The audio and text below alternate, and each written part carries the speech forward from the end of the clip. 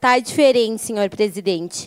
Então, quero aproveitar que estão falando bastante aqui sobre defender a população e lembrar de um debate que a gente fez no início desta legislatura sobre o transporte coletivo, aonde a maioria desta Casa Legislativa votou para a retirada da meia passagem para os estudantes, para os idosos, para os professores, para a retirada do passe livre aos domingos, que garantia que muitas famílias pudessem visitar os seus familiares.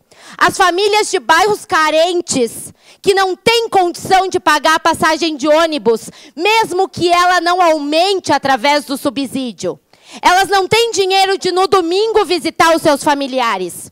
E elas tinham, através do passe livre, que esta casa votou contrária, que esta casa retirou. Eu tenho orgulho do meu voto, que no início desta legislatura sempre defendi a população. Votei contrária à retirada do meio passe estudantil, porque defendo os estudantes, porque venho do movimento estudantil, porque sempre estive ao lado do movimento estudantil, porque sempre defendi os professores, porque sempre defendi os idosos, porque votei pelo direito à cidade, garantindo o passe livre.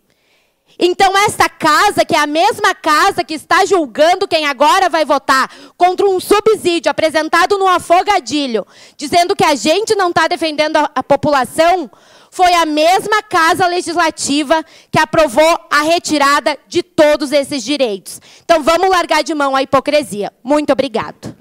Próximo.